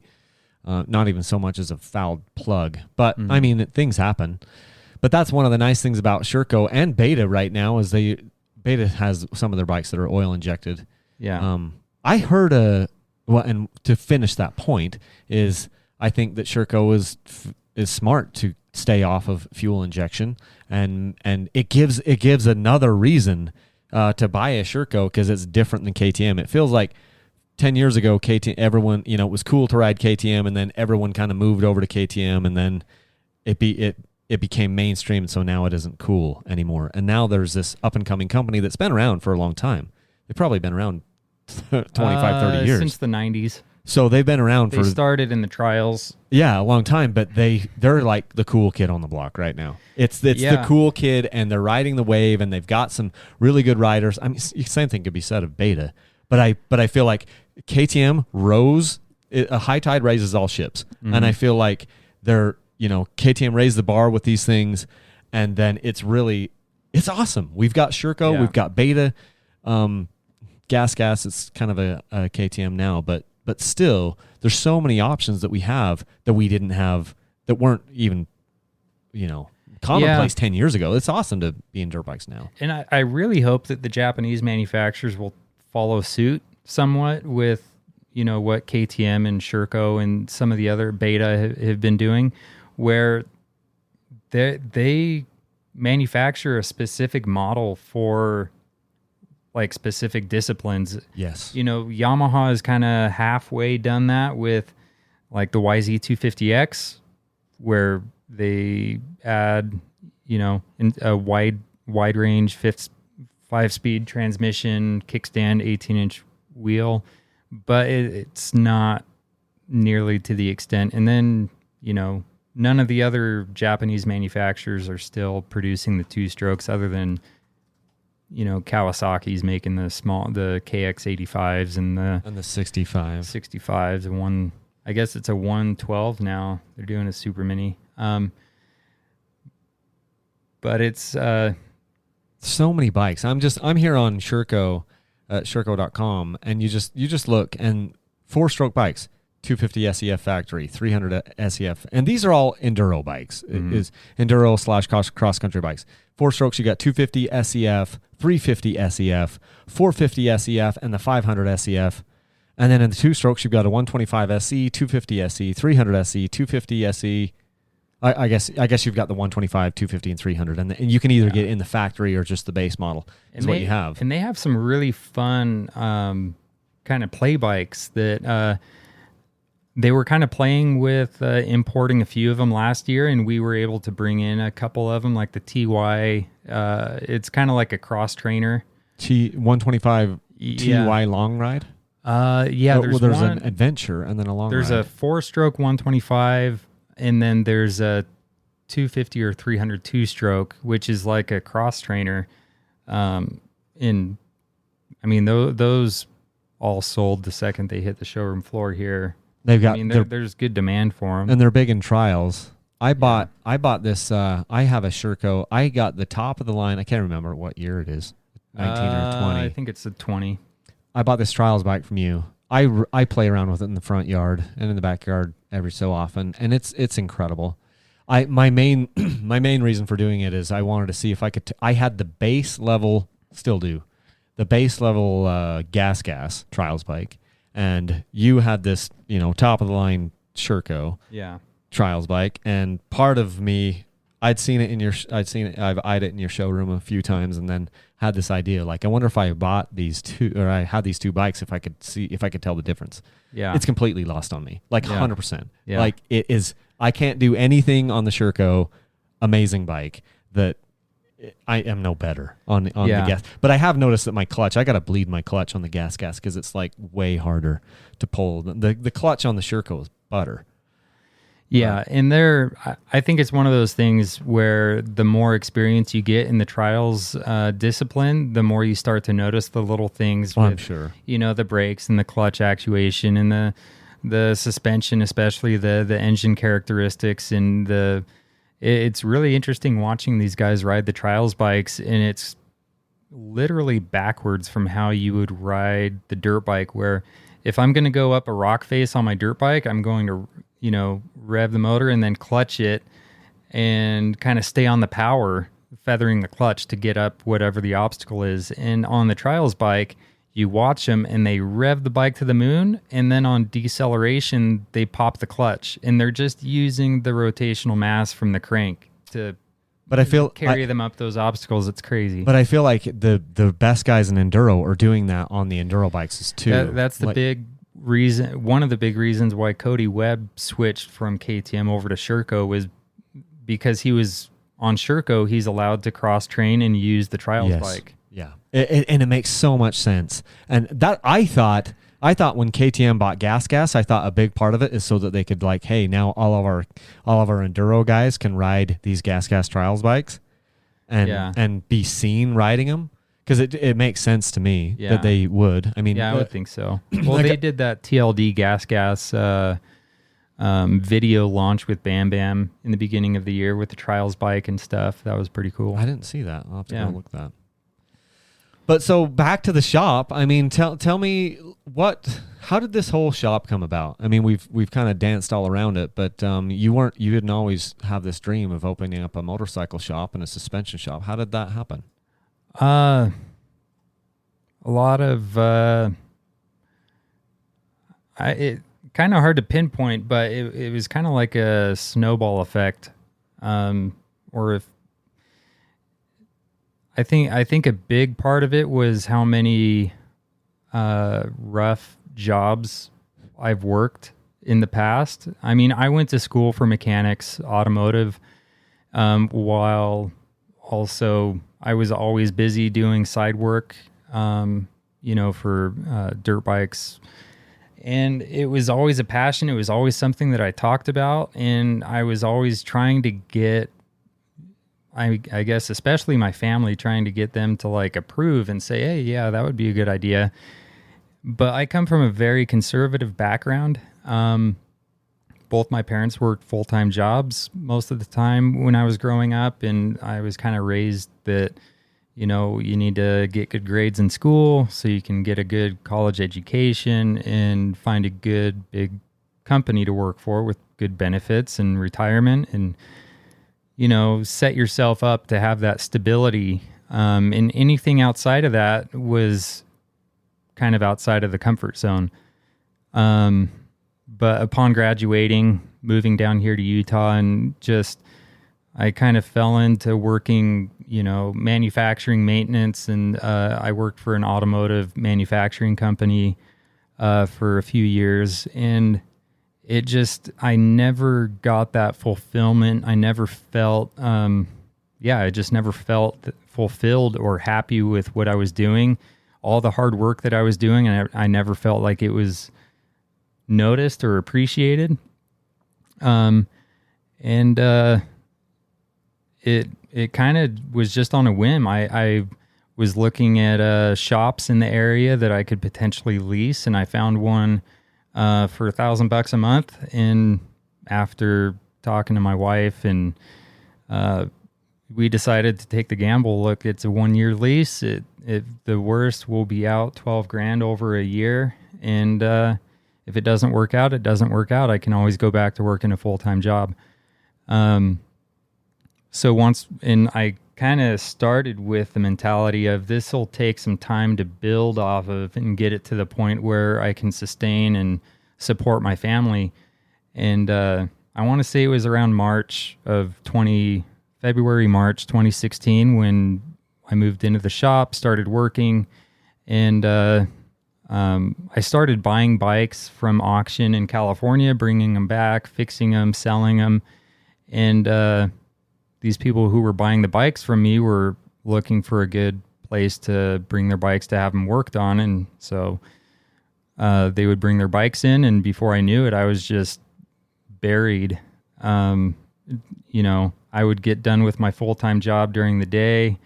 I'd get off at 4, drive down to Spanish Fork, and then most nights work until midnight, and then go home, wake up 5, go to my job at 6, and it was just an ongoing thing. And I got to the point where I had to make that decision. This isn't sustainable. I'm burning the candle on both ends.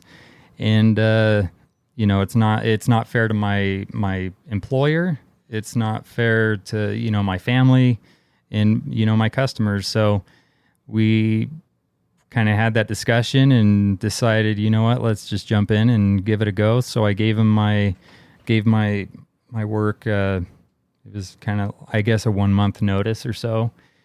And time never went so slow counting down the days until I could, until I left. And once I made that leap, it was kind of nerve-wracking leading up to that. Like, oh, geez, my benefits are going to fall out. I won't have health insurance after this date. And then once I started working at the shop full-time, it was, I didn't even have time to look back and wonder if I made the right decision, because we were always trying to figure out how to manage and how to handle all the business that was coming in, whether it was engines or, suspension or just buying and selling bikes. And it kind of just built from there. But just lots of hard work and having all those crappy jobs that I had before to motivate me to ensure that I did everything that I could to make sure that this would work. I mean, when you're starting a business, it's the worst time to, slack off or, try to be lazy. There's just no room for it. That's incredible. How did you develop the confidence that you needed to jump into this full time? I mean, you shared it a little bit where you said, okay, I started the shop. I was working, I was doing double duty. I was pulling those hours. But at a certain point, you had to, this virus had to enter your mind to be like, I need to quit one of these things. What was it that caused you to quit quit the job with benefits and quit the mainstream way, the conservative way and not even that you were in that exact path that, you were taught, from your parents and things, not even that you were in that exact track, but what was it that pushed you over the edge to be like, I'm going to risk this and I'm going to go for it? Honestly, I wouldn't have taken that risk if it wasn't for Christina and just believing in me. I've always kind of grown up with the mentality that there's always somebody smarter or more talented or just better. I never got the best grades in school. I was never the smartest one in class. So that really affected my kind of self-esteem and my just confidence. So it was really interesting when I started the shop and started to, kind of gain a customer base where, these customers were coming in and just telling me, oh man, this is so much better coming here to your shop than going to the big dealerships. I just feel like I matter when I come here, and you know me by name, and if there's an issue, you're going to take care of it. And that was really interesting. It was something that I wasn't used to in my full-time job. Like, I never really got recognition unless it was like, hey, we need to pick it up here. We need to change these things, or, so it was a combination of that. Christina telling me that I was smart and doing a good job and that I was doing things the right way. And then having customers reaffirm that to me, really inspired me to keep going with it, because all growing up in school, that wasn't ever anything that I got a taste of. Like, I never got report cards and had the teacher say, wow, Kevin, you did the best. Like, you're a number one student, or, you got the best grade on this test. It was always, I wonder how bad I did. I wonder if I got the worst grade. So, obviously dirt bikes has always been a passion for me. And, starting out, it's like, well, this is my dream. Like, there wouldn't be anything cooler than making this work. And so that was a big driving force for me, just because no matter what kind of business it is that you get into, you're going to have hangups, you're going to have issues, whether it's business related or otherwise. And you just need to be prepared for that. And you need to have, the motivation and the mindset that when you hit those obstacles, it's not an excuse to give up. It's just an excuse to double down and work twice as hard and to not take no for an answer. How do you know when it's okay to quit, though? Because, I mean, there comes a point where you might just be banging your head against the wall, or you might be, there would be there could potentially be. I listen to Jocko podcast quite a bit where he talks about, what does he say? Man, I am like, I can't even come up with anything tonight. I have all these thoughts in my head, but I can't articulate them. But like, at what point do you realize, okay, this is the way I think I needed to go, and you just keep beating your head against the wall? Is there an inflection point where you realize, no, I need to pivot here? Or how have you, what types of things have you noticed like that in your business where you it wasn't working the way you wanted? I mean, you even said you need to come up with plans. You need to be prepared for when times get tough. Do you have any tricks or any things that you've noticed that you've done in your business where I know I'm up against an obstacle right here, I need to pivot? Can you think of something like that?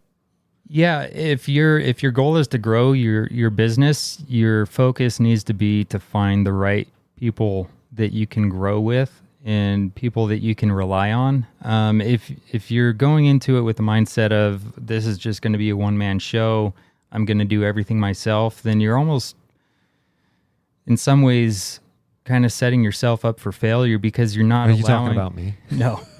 It sounds like you are. You have, you have people that you pay to help, and that's like a brand new thing.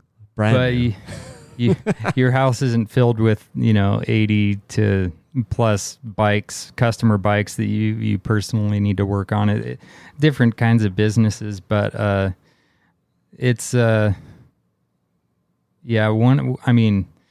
of the difficult stages is when we moved from my 1,600 square foot shop into my shop now, which is 4,500 square feet, and the rent went up 3 times as much, and then I was also paying the lease on both shops at the same time for a few months until I could find someone to take over my old lease. And so those were months that were really stressful because we were bleeding. I didn't have as many mechanics as I have right now. I had one other mechanic, and then around that time is when Cam started coming in and helping part-time with customer service and whatnot. And so that was really stressful. And again, I had to remind myself that giving up is not an option, and looking at what ways we could, find another good mechanic or a good way to restructure things to make things more simple or more profitable. Last year was really interesting. I was worried. That would have been 2020, right? Yeah, last year, 2020. My older brother works at Disneyland, and they obviously had to shut down, and he was furloughed for about a month. So I kind of took advantage of that and had him come out here, and his background is in manufacturing and engineering and lean and laying things out, processes, and everything that I'm not great at. So he came out and helped us to relay out the shop and incorporate like Trello, which I see you're using here on your computer, and just implementing some tools that would help us to maintain order and to improve our organization as we grow. If you lose your order and lose track of your processes, you're gonna start spinning your tires and going backwards. That's amazing. But yeah, that I keep bugging him, like, I know Disneyland's fun and everything, but you could come out here and just work with me. Disneyland versus MotoXperts. Although it sounds it's yeah, I mean, dirt bikes is kind of Disneyland to me, which is which is a kind of a segue into my next question here. And I'm not going to keep you too much longer. I've kept you too long already. Oh, you're good. But how do you balance?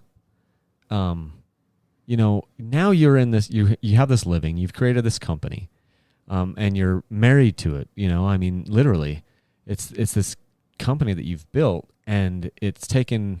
It's amazing. But how do you balance it so that you can still have joy in moto or dirt bikes when it's this whole thing that you're eating and breathing every day, and it's you have profit and loss statements from it, and you have accountants and taxes and employees and all of these things, and it all stemmed from this passion that you had for dirt bikes and moto.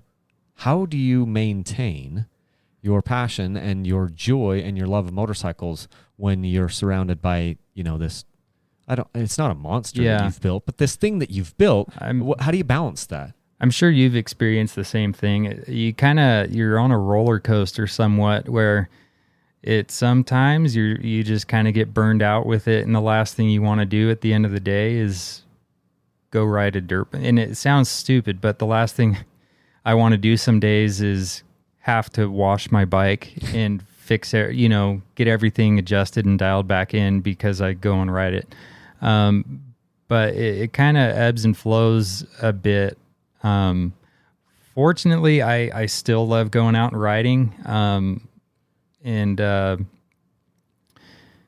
I feel like I'm always being pulled multiple directions. I always have opportunities to go and ride. I have opportunities to go, to different races or to do other cool things. But I kind of rely on the WIN. I can't remember what book it was, but it talks about the acronym WIN, which pretty much means what's important now. And for me, that's always the same, and it's my family. And I still I'll still go on trips a couple times a year. I'll go down to Baja for a week or so, or I'll go on a weekend trip. But my priorities revolve around my family and doing what is most important for them and for us moving forward. And that's a big reason why I haven't taken the racing seriously. When I started the shop, in my mind, I thought, well, I have to, I should take racing more seriously and train and, give myself more credibility as a shop owner, to go out and be one of the fast guys at these desert races. But, at the end of the day, I won't be able to do my job if I am always broken or, crashed and it takes my attention away from my customers and from the business if I'm focusing on me and racing and, doing that kind of thing. And, a good example to me is kind of watching, the dynamic with the Knights, like Mike and his boys, Josh and, Kobe and Benji, and, in talking with Mike, and he's crazy fast. He can easily beat me. And Mike is the father. He's like 50. He's 50 something.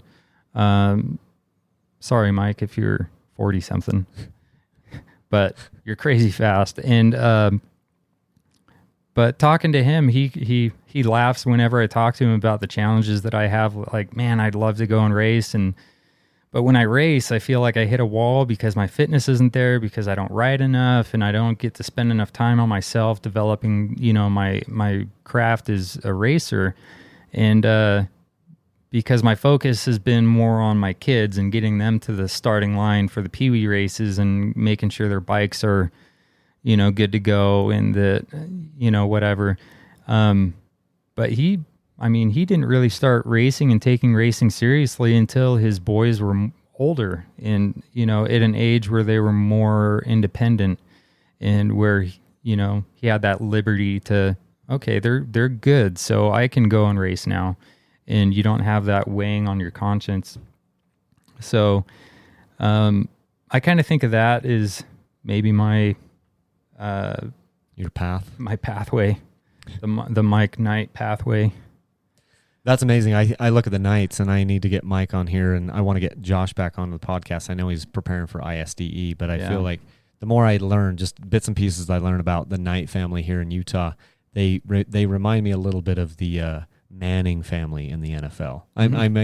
Maybe that's a big stretch because in the Mannings, it's not a stretch with the Mannings, like they were all quarterbacks, and two of them won Super Bowls, and so.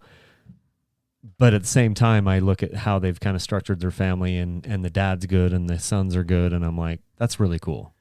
Yeah, and I've gotten to know them all pretty well over the last few years, and you never know about somebody until you really get to know them. You don't know how much of that might be superficial and what's kind of behind the scenes, but after getting to know them better, they're some of the most genuinely nice, authentic, just people. They go out of their way to help, and they're all crazy fast, super talented racers.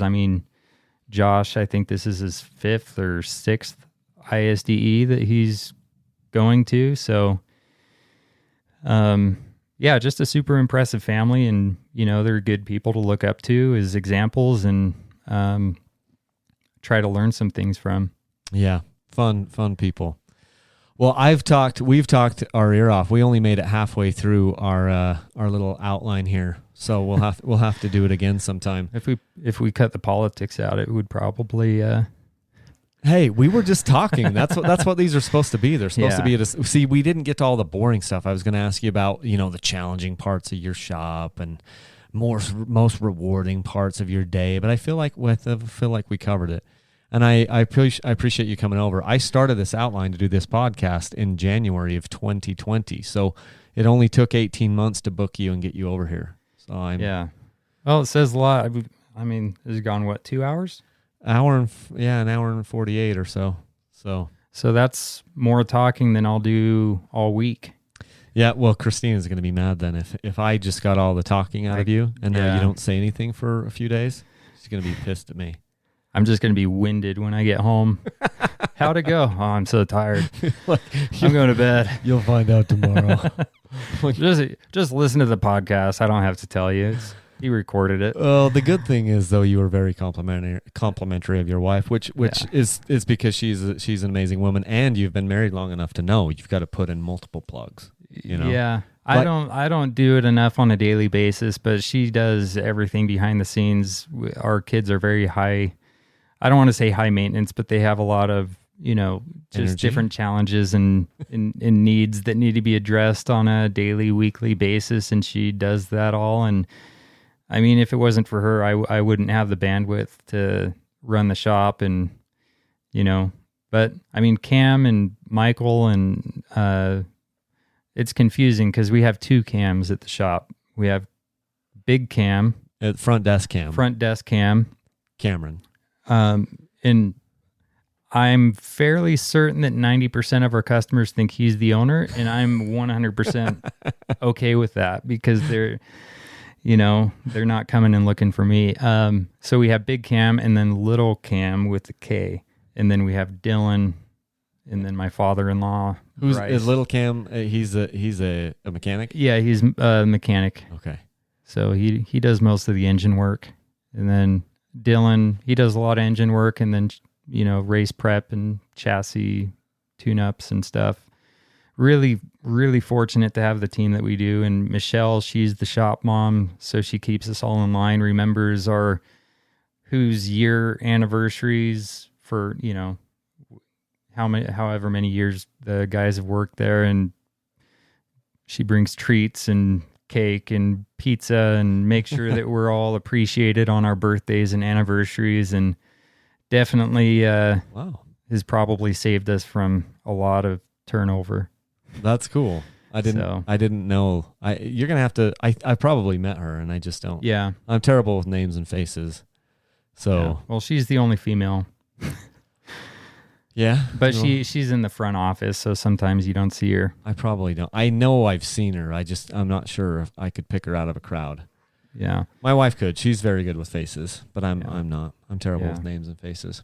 Well, this has been awesome. I really appreciate it. It's been fun getting to know you over the last couple of years. It's been fun watching your business grow, and I need you to show me some moto stuff. I'm going to get a moto bike here fairly soon and just do a little bit of track work just to kind of broaden my horizons and cross train and just I love dirt bikes, and for the longest time I've stayed away from tracks because I'm kind of not a crowd person, and the tracks have never really been drawn to tracks because you go there and then you're going to be riding with a lot of other people at the same time, and I got into dirt bikes to get away from people, and so but now I feel like I'm at a point of my riding where it feels like this massive blind spot to me. In just my general dirt bike skill is this huge blind spot where it's like, oh, there's this whole thing of track riding where you can learn so many different things. Mainly cornering is the one thing I'm just like, dude, I suck at cornering. Yeah, it really helps you to learn the terrain and learn the capabilities of your bike as far as traction on different corners and your breakaway points, and but I get it.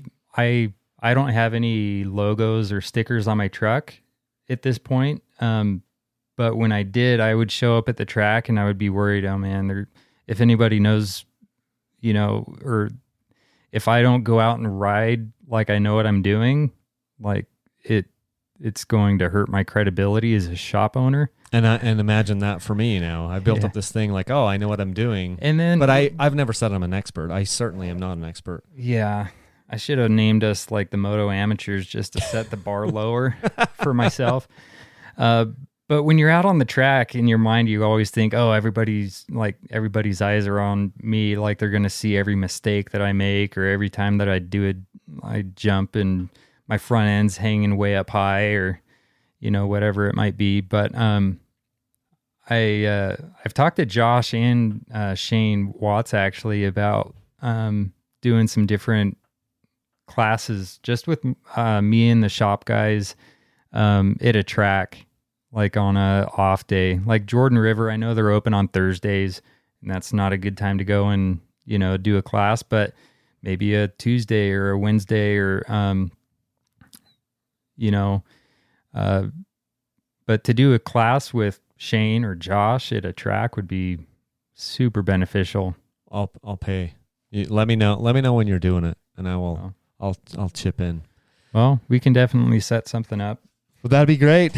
Okay, well, I'm gonna cut you loose. Look, this is when I put in the bumper music here. This is how lazy I am on the podcast. If I start it right here, I won't even have to mix it in later. Yeah. All I have to do is go drop this into a timeline, export it out to MP3, and it'll be up in podcast land tomorrow morning. Oh, nice. If it wasn't after 10 o'clock, I'd put it up tonight. But this has been fun. Yeah. So this is the second time you've been on the podcast. The first time was a long time ago, and we had Josh. Yeah. We had Josh here, and you even walked in this room and said your room is smaller. And I'm like, well, now we only have 2 people in here. Remember how crowded it was last time? I think it must have been the desk, because you were sitting right there, and there was a smaller desk in between us. But yeah, I've got to expand, but I can't afford any homes because I've got to move out of Utah apparently to be able to afford it. Yeah. So okay, well, thank you so much for coming over, and. People can find you at MotoXperts.com, right? Yeah. MotoXperts. MotoXperts.com, MotoXperts, and then Facebook, Instagram, we are the MotoXperts.com, or the MotoXperts. Yeah. It's fantastic. They have like we said, full service shop and Sherco dealer. So that's he's pretty proud of that, because he's the number 2. He was the number 1. Now he's the number 2. Number 2 Sherco dealer in the nation, which is pretty incredible. Go check out those motorcycles. I've done several reviews on the Shercos, and I only have one bad thing to say about them now, and I won't even tell you what that is, but everything else is super positive. So go to my YouTube channel and go check that out. And until next time, leave a single track. Thanks so much, everybody. Thanks.